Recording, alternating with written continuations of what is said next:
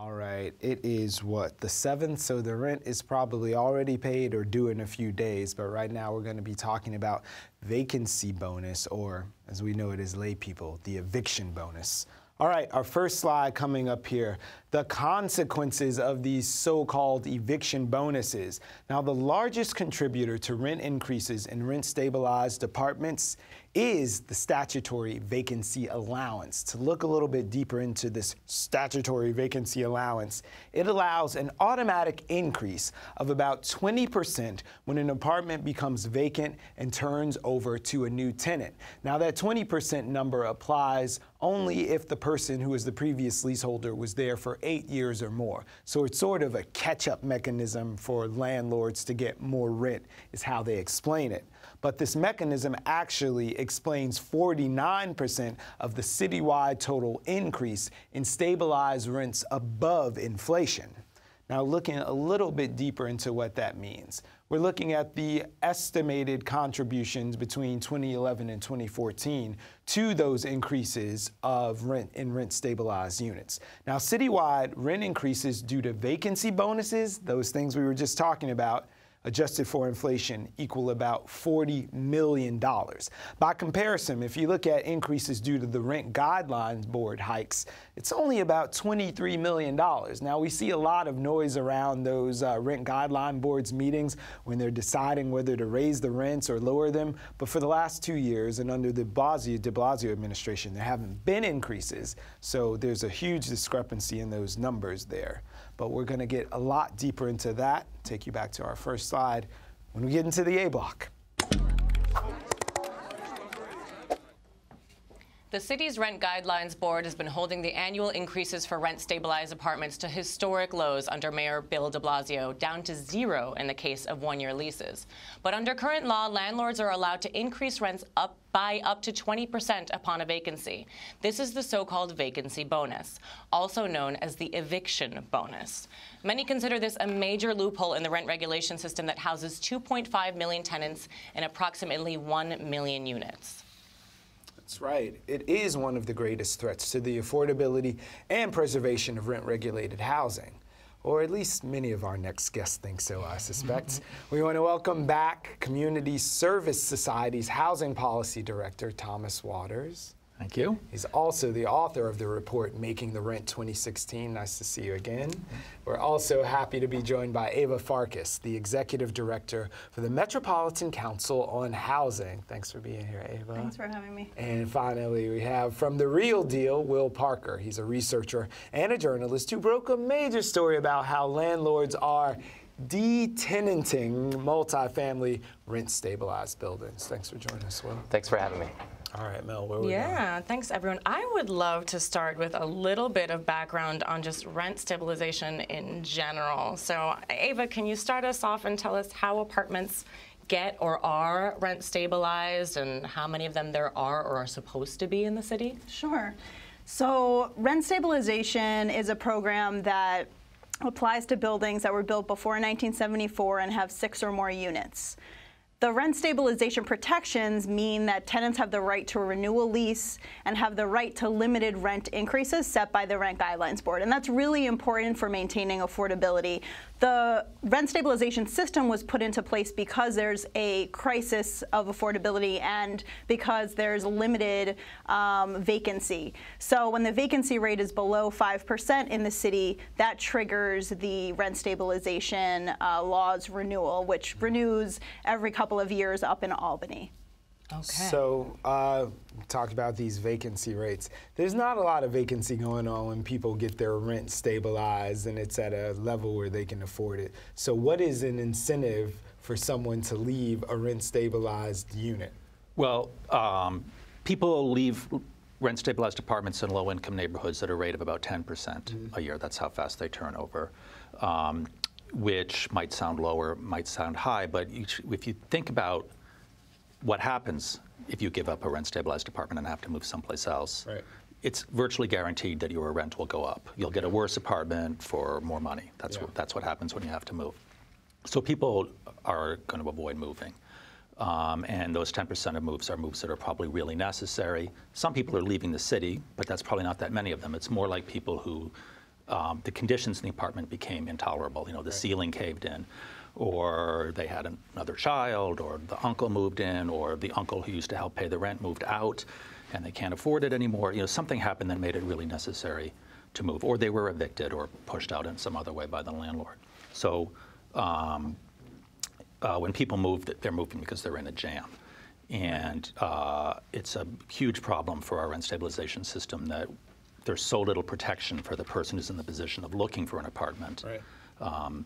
Because, you know, even in neighborhoods, you know, in the lowest rent neighborhoods in the city, right, you know, you're still going to have to pay $1,500 a month if you move, and these are places where the people who live there are making $25,000 a year. So you know, it's a burden. You can't afford it. Right. So even though you might feel like you have no choice, you're not necessarily leaving for a worse situation, right? Well, I mean, there are times where these kinds of things are going on to the point where you really can't stay there anymore. Well, this is by natural causes. Will, you had some insight into some people who are leaving their residences not because of life happening. Right. It's because a landlord wants them out.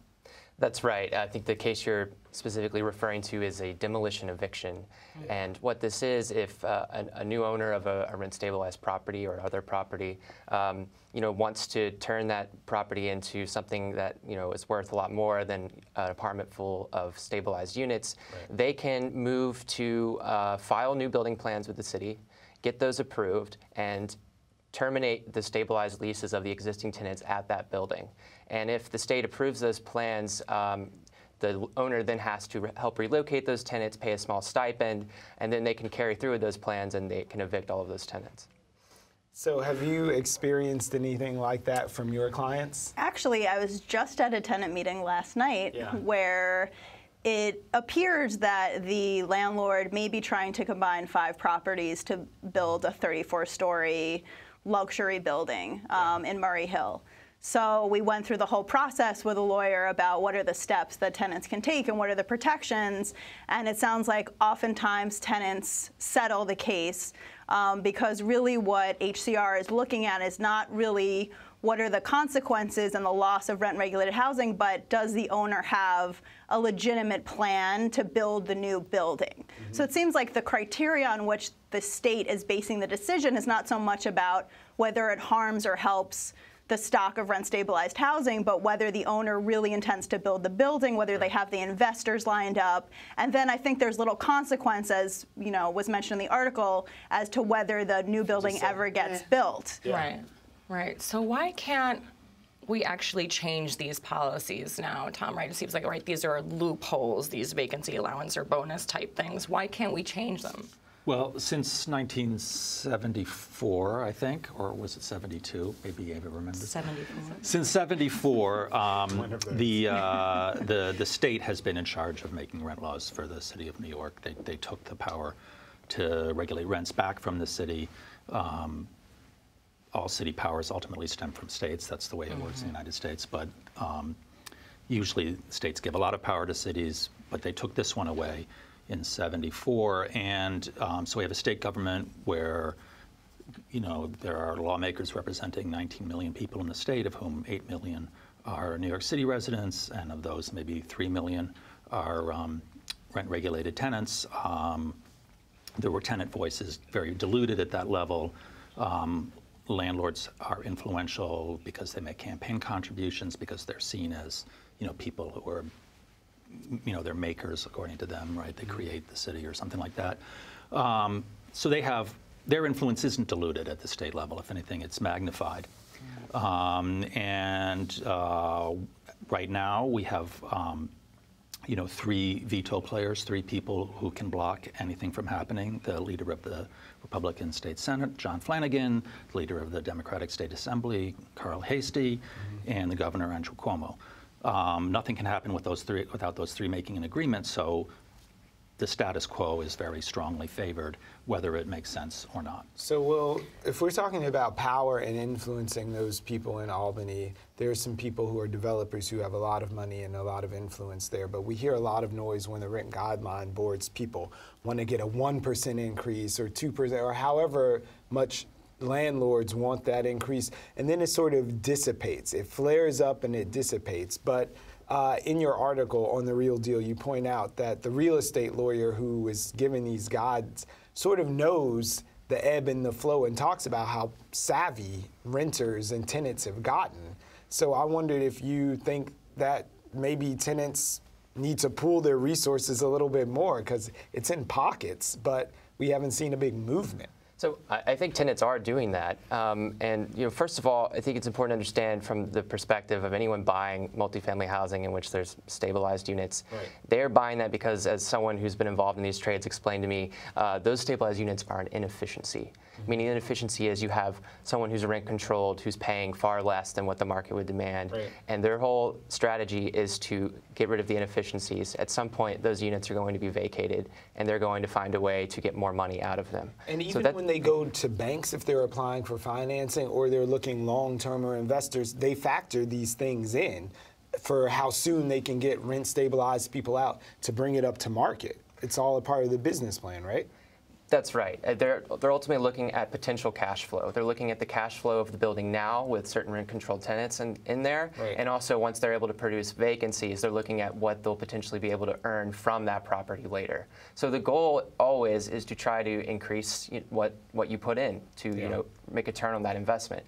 As far as how it's affecting tenants and how tenants are interacting with landlords, in the speech that you mentioned given by the attorney Michelle Ikowitz, what she was saying was that tenants are savvier. Tenants have read the news stories. They have friends who've been bought out. Right. They know that the smart thing is to demand as much money as possible. Yeah, because the super comes and says, hey, we need this apartment. You know what? The building is gonna be next door. It's gonna be loud for you, blah, blah, blah. Take $5,000 and go. Right.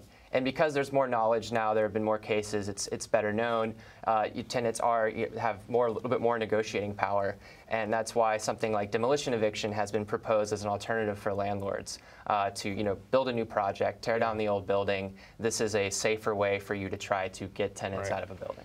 How long is that going to work now that you've blown up her spot? Is everybody getting really smart on the eviction bonus thing now? Well, I mean, I would say there is a movement of tenants, and there is organizing happening all across the city of tenants coming together. Last spring, we had a tremendous push to strengthen the rent laws and to repeal the eviction bonus, to repeal preferential rents, to do away with vacancy decontrol, which is the whole system of deregulation that the landlords fought for and got into the laws in the 1990s. So tenants are fighting back and have been fighting back for many, many years.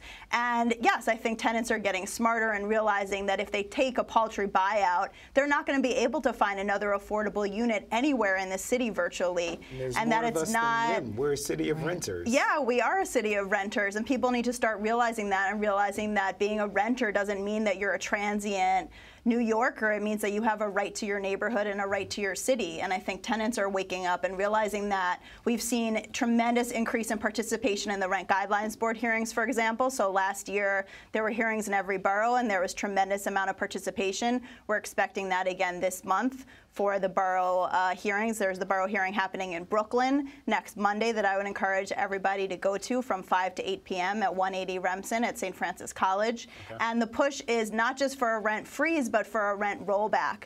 Because for so many years, the Rent Guidelines Board gave unfair and undue increases to landlords. Since the 1990s, their operating income has gone up 40%, while tenant income has pretty much remained stagnant, and for the lowest income New Yorkers has really remained flat. You know, we have a great stat that was actually part of your report that talks about the Rent Guideline Board saying tenants in most rent-stabilized apartments spend more than 30% of their income on rent and utilities, which is the federal standard of affordable housing. Right. So they're fighting for what the feds will even recognize as affordable housing. Right. Well, the rent burdens for rent-stabilized tenants are typically way over 30%, especially for low-income tenants, where it's 50% and up. So, the rent stabilization is not exactly an affordability program. It's really designed to protect the tenants' rights and prevent them from being displaced rather than to make their rent affordable. But it does make the rent a little bit more affordable. Low-income rent-stabilized tenants pay less of their income in rent than low-income unregulated tenants, so it works a little bit, and that's really important. $2,700.